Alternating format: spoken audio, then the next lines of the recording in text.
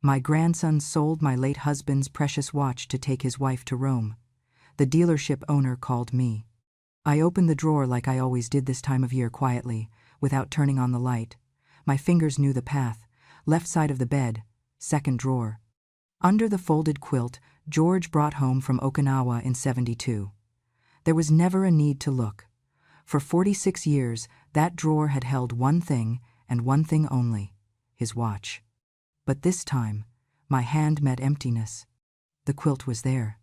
The little cedar box that held my wedding ring was there. But the glass case with the leather strap and silver face gone. I froze. My breath hitched, sharp and dry. I knelt down, opened all the drawers. I pulled out socks, scarves, even an old Bible I had not touched since George's funeral. My heart beat faster. I checked my closet. I looked under the bed, inside the laundry hamper, even behind the bookshelf where George used to hide Christmas gifts. Still nothing. That watch was the only thing I had left of him. It was not just a watch, it was a promise. On the back, he'd had it engraved, "Until the ocean dries. G.W. 1969. He gave it to me before he left for his third tour. He said, "If something happens to me, this will tick for both of us." I staggered to my feet, knees aching, balance unsure. I grabbed my cane and made my way out of the bedroom. My fingers trembled on the hallway railing. Each step toward the living room felt heavier than the last. Ethan was on the couch, sprawled on the couch, arm around Lily, as though he owned everything. His arm was wrapped around Lily, who giggled as the television blared some travel special. Rome. The Colosseum. A couple kissing on a Vespa, laugh tracks and string music in the background. "Ethan," I said, trying to keep my voice calm. "Where's the watch?" "The one from your grandfather. I had it in the drawer. It's missing." He did not look up. His thumb scrolled lazily across his phone screen. "What watch?" "You know what watch. The one in the case. The one I polish every year on your grandfather's Memorial Day." "Oh, that," he said with a smirk. He finally turned toward me. "I sold it." My ears rang. "You sold it?" "Yeah." He stretched his arms over his head like he had just finished a workout. "That thing's ancient. Figured we could put it to better use." Lily chimed in, eyes never leaving the screen. "Paid for 2 plane tickets to Rome." "Isn't that romantic?" My knees buckled. I clutched the wall. Ethan chuckled. "Relax, Grandma. It's not like he's going to miss it. The man's been dead for years." "It wasn't yours to sell," I whispered. "That watch was." "A piece of junk," he snapped. "A dusty old souvenir. You keep living in the past. Me? I'm taking my wife to see the future." Lily laughed and kissed his cheek. Besides, it was just collecting dust in a drawer. We gave it a second life. I wanted to scream. I wanted to tear the room apart. Instead, I stood there, the corners of my eyes stinging, the air too heavy to breathe. And right there, in the wreckage of that moment, I'm going to ask you something from one heart to another. If you feel justice deserves celebration, smash that hype button. Let us keep stories like this alive, echoing far, far away. Your support helps us bring understanding and love to those who deserve it. Thank you so much. Keep listening. I stood my ground, even as my whole body screamed to sit down. "That watch," I said, my voice now sharper, "wasn't just his. It held everything he didn't get to say, every moment he missed, every promise he kept when no one else would." Ethan rolled his eyes. "You're so dramatic. It's a watch, Grandma. And frankly, you should be thanking us. You never go anywhere. We're the ones doing something with our lives." I stared at him. This boy I once cradled. This boy who used to climb onto George's lap and listen to stories of the sea, wide-eyed and full of wonder. That boy was gone. "George gave you everything," I said. "He gave your father a roof when no one else would. He paid your school fees when your dad disappeared. And that watch? It was never for show. It was a symbol of time spent and sacrifices made." Lily shrugged. "It was just sitting there. Honestly, it felt like a waste." "No," I said, louder than I had in years. You don't get to decide what's waste. You don't get to erase a man because you want a better honeymoon. Ethan stood, finally, arms crossed. Let's not get melodramatic, all right? We sold a watch. Big deal. Get over it. I looked at him, really looked. And what I saw wasn't just a selfish man. It was someone who had mistaken convenience for entitlement, someone who had replaced legacy with luxury, someone who thought a flight to Rome was worth more than the heart of a man who bled for this country. I said nothing more. I turned around and walked back to my room. But inside, something had shifted. For years, I had kept quiet. Let them mock my old habits, laugh at my stories, ignore my memories. I stayed silent when they called me old-fashioned. I stayed silent when they told me I was in the way. But this time, they had touched something sacred. And in doing so, they awakened a part of me that remembered everything George ever stood for. I sat on the edge of my bed, hands folded, the drawer still open, its void echoing louder than words, and I knew, in that moment, that justice would not be loud. It would not be angry. It would be quiet, deliberate, and absolute. They had sold time. And now, time would answer back. They did not always hate me. There was a time when Ethan used to run into my kitchen after school, throw his backpack down, and ask for cinnamon toast, just like his grandfather used to eat it. There was a time when his father, too proud to say thank you, would leave gas receipts in my mailbox because he knew I paid them anyway. Back then, I was still Mom, still Grandma, still someone they trusted, even if they did not love me. But everything changed after George died. George was the kind of man who could stretch $1 farther than a preacher could stretch a sermon. He served in the Navy for 22 years. We moved 7 times, raised 2 boys, lived through lean seasons in wartime. But we never owed anyone anything, not a bank, not a soul. When he died, I found his final instructions locked in a safety deposit box at the Navy Federal Branch downtown. It was a typed letter, notarized, dated 3 months before his diagnosis. He wrote, "Belle, I know the kids will come asking for what I left behind. Do not give it to them, not yet. Not unless they prove they can carry our name without shame. The watch will decide. If it is still with you, untouched, that means they've honored memory. If it's gone, then you'll know." There was a number in that letter, a trust account, under both our names, but locked until certain conditions were met. The condition? That the watch remains in the family, untouched, unused, preserved. I followed it to the letter. When Ethan's father came to me 6 months after the funeral, he brought paperwork, brochures, and a real estate agent. "It's a golden opportunity, Ma," he said. "A retirement complex going up in Arizona. If we invest now, we can triple our money." I told him, gently but firmly. George asked me not to release anything until the time is right. He slammed his hand on the table. "The time is right when we say so. He's dead, Ma. This money could change our lives." I did not cry. I did not shout. I simply folded the letter and placed it back in the envelope. "Then I guess your lives will have to wait." From that day on, I became the barrier, the stubborn old woman who stood between them and their dreams. They started talking about me in whispers. At first, I ignored it. But whispers have a way of becoming truths when repeated enough. Control freak. Cold. She's just sitting on it, hoarding. George wouldn't have wanted this. That last one, oh, that was the hardest to swallow. They didn't know George. Not the way I did. They knew the uniform, the medals, the man who gave strong handshakes and quiet nods. But I knew the way he cradled our baby when he had night tremors. I knew the way he gave away his last $20 to a widow from his unit without ever telling me. I knew the way he kept that watch ticking, even when he was too sick to get out of bed. But to them, I was just a vault they could not open. When Ethan turned 25, he asked me about the trust. I told him the same thing I told his father. "There are conditions." He frowned. "What conditions?" "Respect," I said. "Memory, honor." He laughed. "Grandma, you can't eat nostalgia. You can't pay rent with honor." I looked at him, this boy with his father's eyes and his mother's temper, and I realized the rot had already set in. Not just in the way he spoke, but in the way he believed he deserved something simply because he was born into it. After that, the kindness faded. Family dinners grew colder, invitations stopped coming. If I showed up, they sat me near the kitchen, away from the laughter. If I spoke, they cut me off mid-sentence. Lily was the worst. One afternoon, I overheard her on the phone with a friend.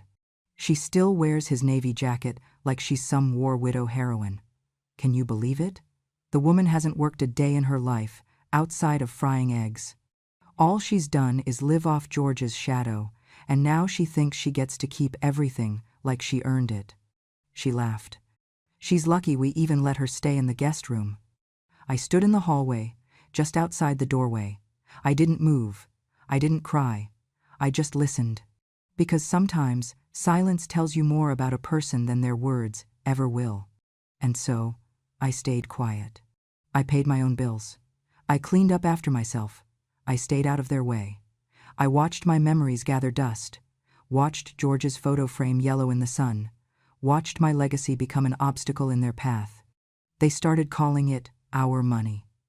They said it like I was borrowing from them, like I owed them something. And through it all, I kept that drawer closed, kept that watch polished, kept the silence intact, because I thought, maybe just maybe someday, they would understand that a man's life is not measured in what he leaves behind, but how it is honored. But they never did. They just waited. And when they grew tired of waiting, they acted. And now, the watch was gone. Not lost. Sold. Bartered for 2 round-trip tickets and a luxury hotel package. Better use, Ethan said. Romantic, Lily said. And what was I supposed to say? That I still slept with his picture under my pillow? That I still heard his voice in the tick of that watch when the nights were too quiet? No. They did not care. They did not care then, and they certainly would not care now. But George did. George cared enough to plan for this, to give me one last way to stand between our name and their greed, to give me a key, not to the money, but to the memory. And now that key had been stolen. But what they did not know, what they could not know, was that George's protection did not end with death. They thought they broke me by stealing a watch. But all they did was wake the one part of me that never needed permission. The part that remembers. The part that forgives slowly, but never forgets. And the part that always, always settles accounts. I was trying to find a recipe.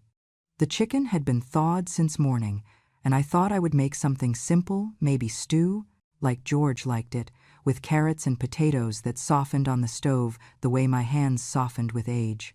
I turned on Ethan's tablet. He had left it on the counter again, and opened the browser, only to find TikTok already running. The video began, without me pressing a thing. There they were, Ethan and Lily, in Rome. Lily spun around in front of the Trevi fountain, arms outstretched, her sunglasses too large for her face, her voice a shrill melody. "Guess what paid for this trip?" she said, then winked. "Grandpa's time machine." Ethan laughed behind the camera. The angle shifted to show a hotel suite, white wine on a tray, a balcony view of the Colosseum. The video jumped to them clinking glasses, to room service, to Lily in a bathrobe with a towel on her head. "Thanks for the memories, Grandpa," she said with a wink, raising her glass. Or should I say, thanks for the resale value. My hand slipped from the counter. I clutched the edge of the sink to stay standing. It was not just the words, it was the tone. Mocking, triumphant, proud. I stared at the screen, watching it loop again. The caption danced in flashing letters. Number Rome honeymoon, number funded by Grandpa, number watch me now. They had turned George's sacrifice into a joke, into internet content, into entertainment. For strangers. For likes? I closed the tablet. My fingers shook too much to hold it. My breath came short, uneven. This was not private anymore. They had taken what was sacred and broadcast it. They turned grief into a public spectacle. And they did not even think of hiding it. Because they never thought anyone would stop them. They thought I was too old, too quiet, too slow. They thought I would stay in my lane. But George knew better. That evening, after dinner, silent and lonely, I sat by the fire with his letter. I had memorized every line. But tonight, I opened it again. The paper was soft with age, but the ink had not faded.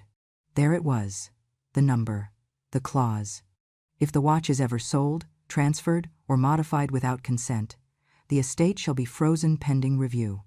I picked up the phone. The number was long. I had to dial carefully. 3 times, I misdialed. My hands were not what they used to be, but I got through. Navy Federal Private Estate Services, the voice said. This call is being recorded.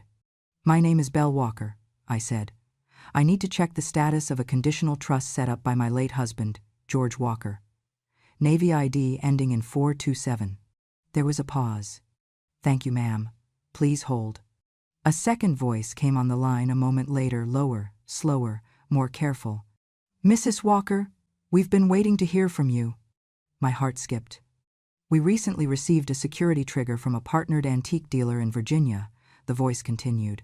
A transaction involving a military-issued timepiece, serial number ending in 59. That's his, I said. His watch. There's an inscription, correct? Yes, I whispered. Until the ocean dries, G.W. 1969. Then I regret to inform you, ma'am, that the watch was recently offered for sale and temporarily held due to protocol. Because of the asset tag embedded in the clasp, a signal was sent through our legacy system. Per your husband's directive, this has automatically frozen all attached trusts and inheritance vehicles for review. I leaned back, gripping the armrest. So it had begun. George's protections, his final instructions, his faith that someday I might need something more than memories to defend his legacy. And what does that mean for the current named successors? I asked. They'll be notified, the voice said, but they'll be restricted from access until further assessment. That assessment includes moral review, asset misuse, and if necessary reassignment of the trust to a qualifying candidate as designated by surviving spouse. Me, I said. Yes, ma'am. I closed my eyes. For the first time in weeks, I could breathe. I knew this was not over. I knew they would fight, that Ethan would throw a tantrum, that Lily would mock me, again. But they had underestimated George. They had underestimated the man who had seen war and peace and understood both required strategy. And they had underestimated me. Because I remembered. I remembered the first time I saw George wear that watch. I remembered seeing George wear that watch on the San Diego dock, salt on his collar. I remembered the nights he wound it by hand, even when Parkinson's made his fingers stiff. I remembered the sound of it ticking beside our bed when he could no longer speak. And they thought they could sell that. For what? A plane ticket. A hotel suite. A caption. Well, they sold time. But now time would speak. The next morning, I stood in front of my mirror and combed my hair. Slowly, deliberately. Not for them. For me. Because when the past is stolen, the only way to fight back is with truth. And mine was just getting started. The next morning, a black car pulled up to the curb outside Ethan's house. I stepped in without a word. The driver, a quiet man in a navy blazer, nodded and opened the back door. No one asked where we were going. They already knew. The branch was tucked inside a federal building, not the kind with teller windows or friendly pamphlets about retirement accounts. No, this one had no signage, no music, no candy bowls. Just quiet, gray hallways and cameras that blinked only when you noticed them. I was taken to a small room with a single chair and a brushed metal table. On the wall, the seal of the U.S. Navy, flanked by 2 framed photographs, both men in uniform, both long gone. A woman entered, older than me, somehow. Her suit was pressed so sharply it looked ironed with ice. Mrs. Walker, she said, I'm Commander Riley. Thank you for coming. She placed a small file on the table. She opened it slowly, deliberately, like it might sting her fingers.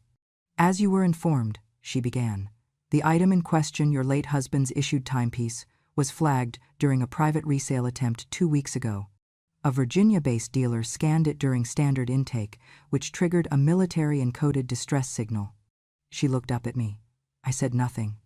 Only 5 of these were ever issued with full legacy imprint. Your husband's was the last. The chip embedded in the clasp contains not just tracking data, but legacy trigger codes tied to our private estate system. I nodded. George always said he didn't trust paper trails. Riley smiled faintly. Your husband planned well. She tapped a key on the console beside her. A screen flickered to life in the corner of the room. There's something else, she said. We're required to play it if this level of breach occurs. The video began with static. Then, a familiar voice. George, if you're hearing this, he said, it means someone sold the watch. I felt every cell in my body freeze. I made this recording 2 years before I passed, George's voice continued. It's funny, isn't it, that I spent my life keeping time, and now time will keep me. He coughed. Lightly. Not pain, just age. Belle, if it's you watching this, then I'm sorry. I know what this must feel like. I know what they've done. He paused. I could almost see him, sitting at the kitchen table, his hands curled around a chipped coffee mug. I had to set the condition. I had to make it hard, because I knew if it were easy, they'd never earn it. The money, the house, all of it, it's just stuff. But that watch, that was memory. And if they sold memory, they don't deserve anything else. I felt tears press at the corners of my eyes. They think Rome is romantic. They think travel makes them cultured. But if they sold the one thing I gave them to remember me by, then they put pleasure above principle. And I can't forgive that. His voice softened. But I trust you, Belle. You always knew what mattered. If you're hearing this, it means it's your call now. Reassign the trust. Reclaim our name. The screen faded to black. Commander Riley turned the screen off. We've already frozen all accounts tied to the trust, she said. No funds can be accessed without your written authorization. You are now primary decision-maker per legacy override. I sat still for a long time. When I finally spoke, my voice did not shake. What happens if I do nothing? She folded her hands.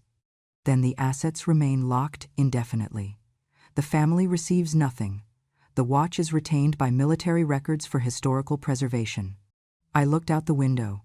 Rain had begun to fall, tapping against the glass like soft reminders. No, I said. I will do something. I turned back toward her. George gave them the chance to honor him. They failed. And what will you do now, Mrs. Walker? I inhaled, deep and sure. I will find someone who remembers what honor feels like.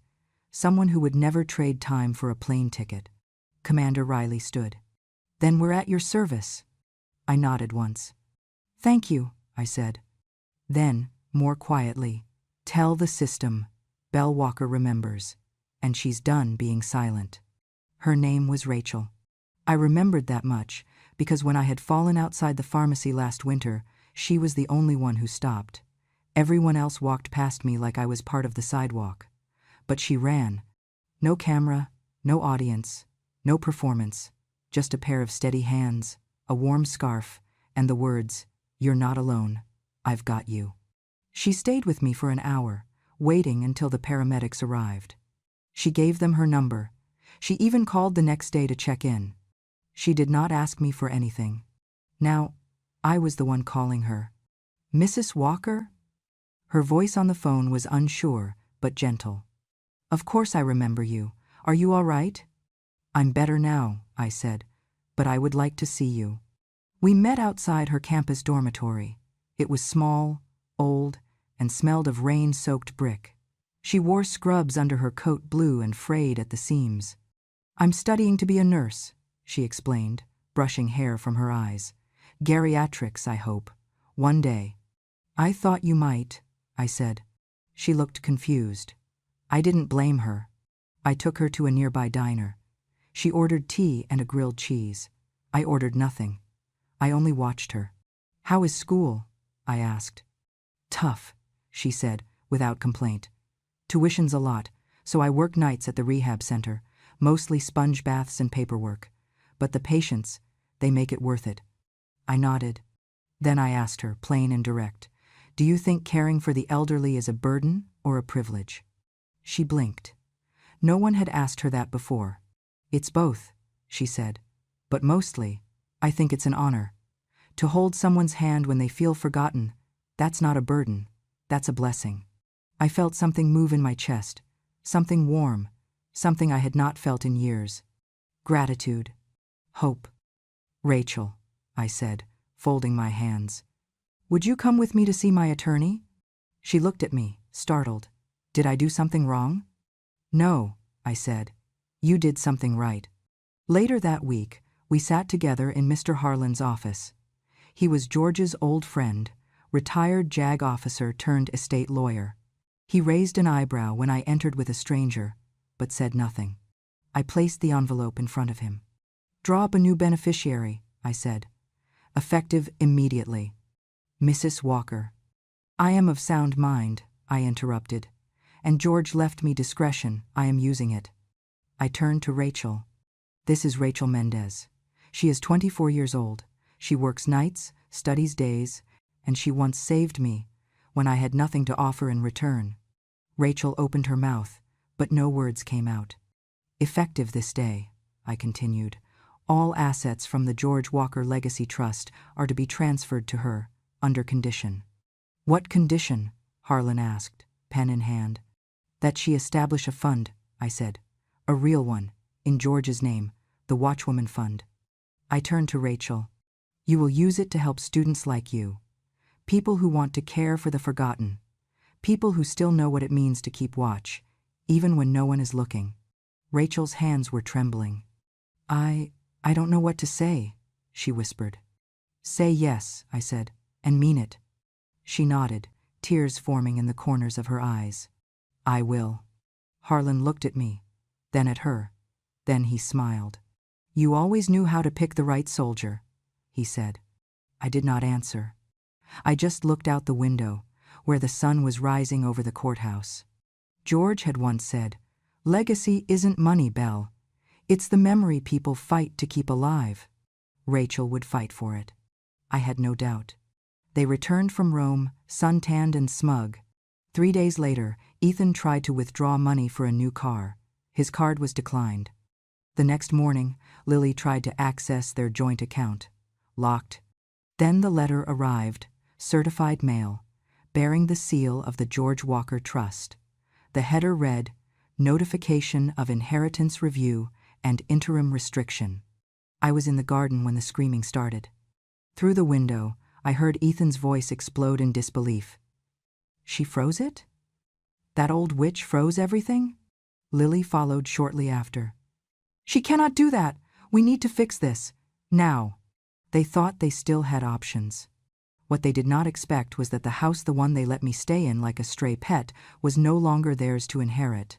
The title had been moved. The deed now bore a new name, mine. By the time Lily dragged Ethan into a downtown law firm, her heels were shaking and her voice had found a new pitch, desperation. They filed a suit that week. The accusation? Mental incapacity. They claimed I had been coerced, that I was senile, confused, manipulated by a stranger, that I had been tricked into giving away George's legacy. They thought framing me as a frail old woman would bring the judge to their side. But I am not frail, and I am not old in the way they hoped. When the court summoned me for psychological evaluation, I walked in unaided. The doctor smiled gently and offered a wheelchair. I declined. He ran his tests: memory recall, cognitive exercises, decision analysis. I completed each one, slowly but precisely. I recited George's Navy ID number. I recalled the coordinates of his last tour. I named every condition in the trust and cited the date of every amendment we made in the last decade. I finished the exam and looked the doctor in the eye. "Write whatever you want," I said, "but write it honestly." 2 weeks later, the report was submitted. Mrs. Bell Walker possesses full cognitive capacity, clear judgment, and no indicators of diminished mental function. Their case began to crumble. Then came my turn. My lawyer stood and walked to the judge's bench. "Your Honor," she said, "we'd like to submit evidence related to the defendant's character and actions leading up to the dispute." She played the video from the antique shop, Ethan on camera, smug, handing over the watch. Then the TikTok Lily at the Trevi fountain, mocking my husband's legacy, captioned with laughing emojis. Then a third clip audio, captured accidentally during a dinner party weeks before Rome, when Lily whispered, "Once she dies, we're set. All we have to do is keep her alive long enough to sign the papers." The courtroom fell silent. The judge took off his glasses. He rubbed his eyes like he could not believe what he had just heard. But I believed it, because I had lived it. The ruling came swiftly. Due to evidence of financial manipulation, moral misconduct, and public defamation of a deceased veteran's legacy, the judge declared, the defendants Ethan Walker and Lily Walker are hereby disqualified from all current and future claims to the George Walker Trust. Gasps echoed through the room. But I did not smile. Not yet, because there was one more line. In addition, the judge continued, this court recommends the defendants be added to the Federal Estate Monitoring Registry under suspicion of inheritance fraud and elder targeting. They did not see that coming. Now, every major lender, insurance provider, and estate officer in the country would see their names flagged in red. They left the courtroom speechless. I left with my cane in one hand and George's photograph in the other. Justice is not loud. It does not scream or throw punches. It arrives like a door closing softly behind you. And on the other side, everything is different. The plane touched down in Rome just before sunrise. Rachel had never been out of the country. She pressed her face to the window like a child, whispering, "Oh my God." With every glimpse of tile rooftops and twisting alleyways, I let her marvel. She had earned it. I had no suitcase, just a carry-on with a folded flag, a photo, and a bouquet of white lilies tucked inside my coat. We stayed at a small inn, not the marble palace Ethan and Lily had paraded online, but something better. It had lace curtains, warm bread in the morning, and a balcony that overlooked a quiet cobblestone street. On the third day, we walked to the Tiber River. George used to say, "If I ever retire, Belle, take me to Rome. I want to see the water there. They say it's older than memory." He never made it. Wars, deployments, bills, then cancer. But I was here now. I carried the flowers down to the edge of the water. Rachel stood back, giving me space, a quiet kindness. She understood without words.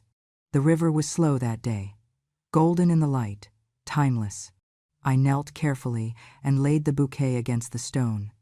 "George," I whispered, "we made it." The breeze picked up, gentle and cool.